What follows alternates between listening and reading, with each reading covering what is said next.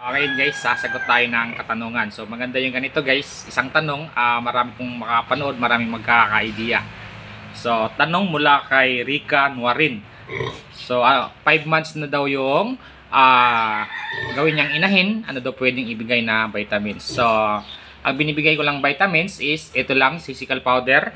5 months pwede na yan sa sisical. So ako nagbibigay 6 months eh. So 5 months okay lang, vitamins naman yan, wala namang problema dyan. Mas nakakatulong pa nga yan, pampatibay ng buto.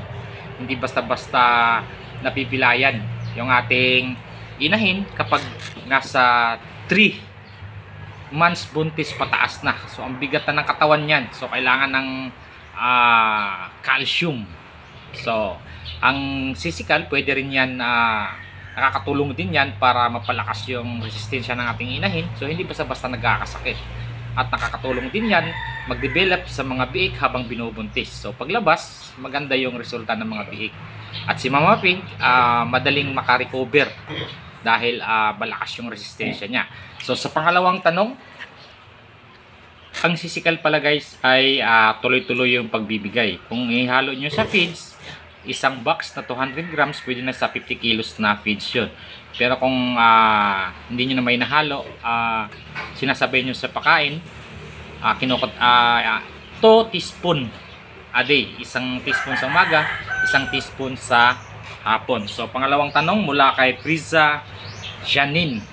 So pwede ba gawing inahin ang panglimang anak na yung inahin niya ay nakalimang anak na, yung anak pwede ba gawing inahin? Yes po, pwede. Ito example, yung mga inahin ko, ano to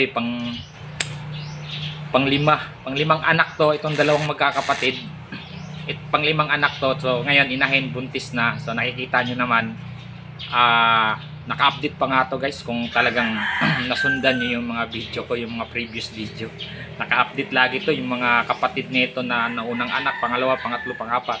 So ang tandaan nyo lang po, kapag nasa panglimang anak na, ay yung condition ba yung biik. So yun ang pinaka-importante, nasa katangian ba ng biik na pwedeng inahin. Sa paglaki, wala bang naging problema. So wala talagang problema na nakikita ninyo. Kahit sa pang-6, pang-7 yan, okay lang gawing inahin dahil yan ay pure pa.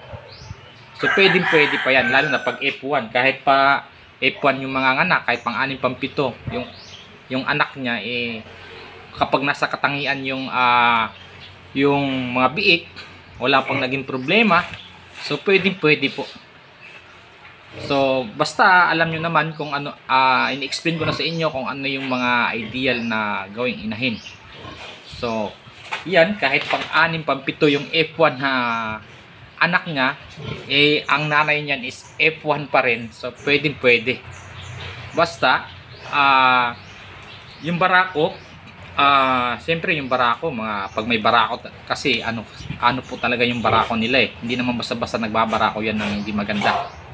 So okay lang po, yan po ang okay. Mamaya guys, abangan nyo, i-upload ko yung pag-inject ko ng parvo vaccine sa ating dumalaga, kung ilang ml at anong brand at saan ini-inject at paano mag-inject na walang kapalag-palag, walang kahirap-hirap, walang ka-pressure. So abangan nyo yung pag-inject ko ng parvo vaccine sa ating dumalaga.